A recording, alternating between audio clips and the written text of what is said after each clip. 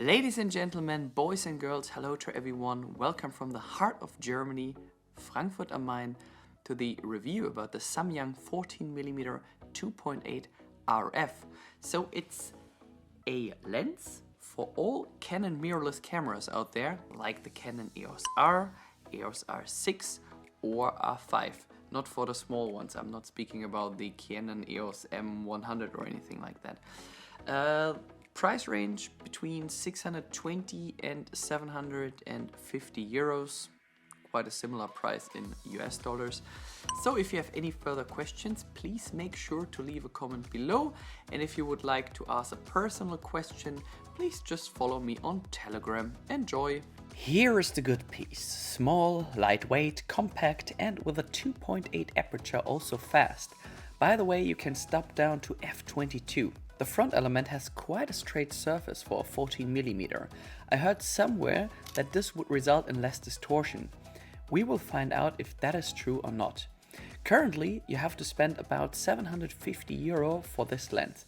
However, there are also offers for just under 620 euros from time to time.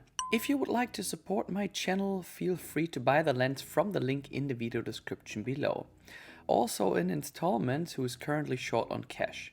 The lens hood is fixed and cannot be removed. It looks rather bad with a protective filter. The aluminum housing saves weight, therefore you only carry 520 grams around with you. On the side we only have one switch for the autofocus and manual focus. The focus ring moves along very softly if anyone plans on using manual focus. One thing this lens doesn't have is the programmable ring that every other RF lens has. Well, you pay a lot less for it. By the way, the lens is also sealed against dust and splash water. Firmware updates only work via the docking station and not via the Canon menu. I put the docking station also in the video description. One of the main disadvantages of extreme wide-angle lenses is distortion. Buildings fall into the background and the horizon appears curved. Let's have a look on how well the Samyang 14mm RF copes with this.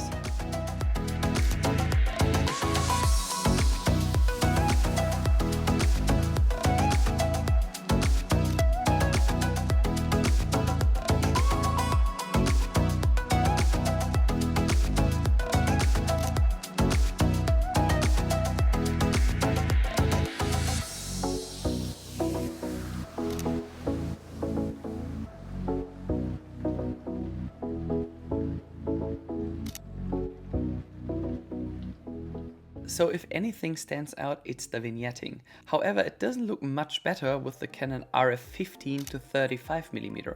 You can find a related review on my channel as well. With the Samyang you have to stop down to about f5.6 to f8 to minimize the dark edges. Otherwise just go into Adobe Lightroom, select Samyang and the whole thing looks much better. There is currently no automatic correction for the RF version. I just selected the EF version and it worked. You can download the sample photos from the link in the video description below. I assumed I would see significantly more lens flare, but the Samyang 14mm seems to handle that quite well.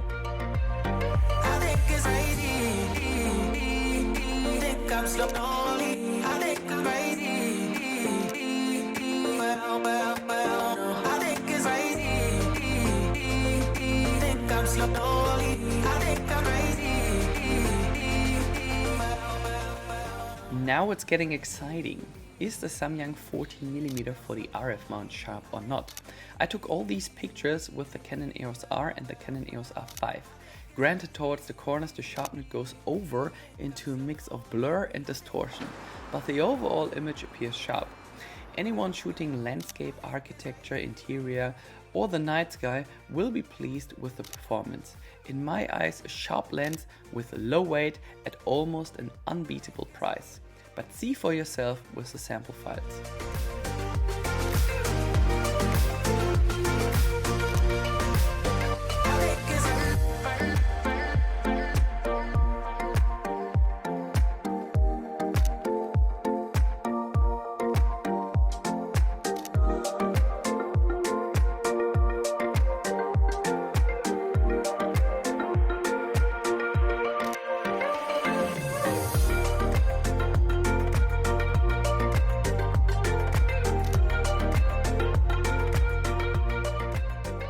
So who of you needs such a lens?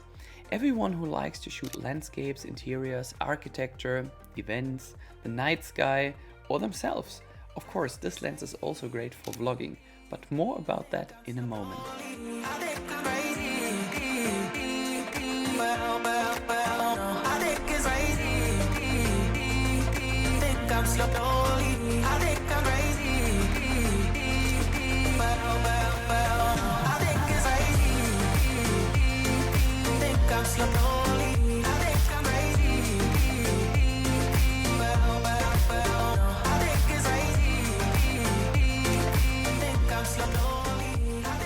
At the moment I'm filming with the Canon EOS R in Full HD using the eye autofocus, and it seems to track me quite well.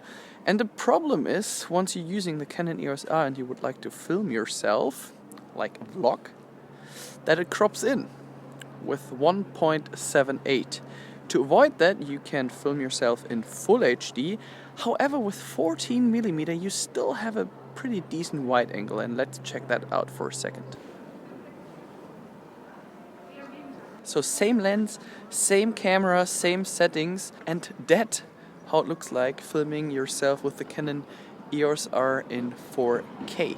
And the coolest part is that you can use this lens together with the Canon EOS R5 on the DJI Ronin SC, and if I look at the display, it even tracks my eyes while I'm walking. Really, really cool.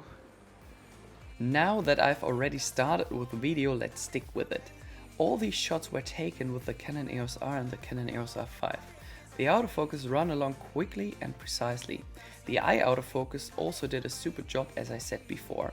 It only happened twice so far that I had to tap on my face again to recenter the focus.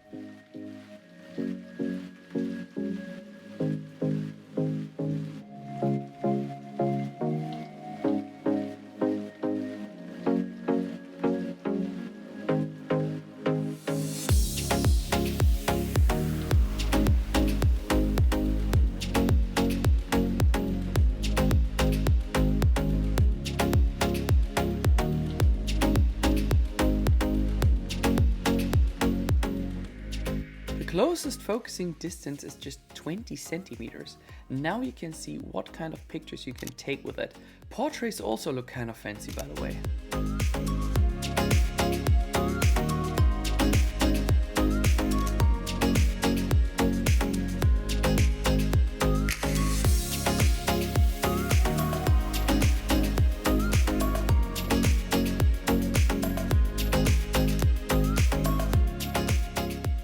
One of my arguments against Samyang or Rokinon, that's how they call it in America, was the lack of autofocus. I've been using the lens for just under a month now and I'm really happy. For vlogging, cool. For interior design, it's just awesome. Just select a larger focus field, and also when you sit at your desk and present your product, stunning lens.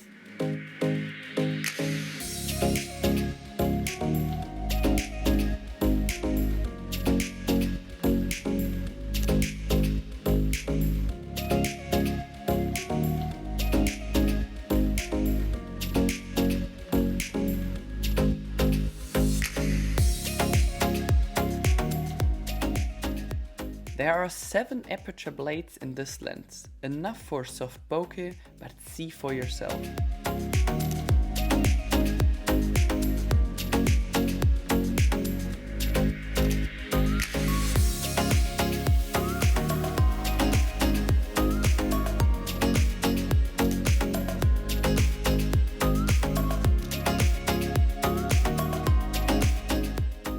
Then we come to the end. For me, the absolute highlight lens for this price.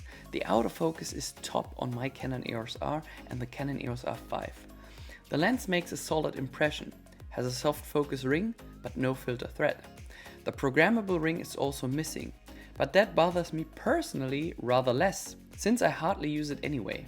The vignetting is already hard, but the chromatic aberrations are minimal and the lightweight construction is absolutely great for long trips. One of the best super wide angle lenses for the RF mount thanks to the low distortion, the price-performance ratio and the possibility to film yourself even with a 4K crop, thanks to the focal length. If you want to support my channel, feel free to buy this lens via the link in the video description below.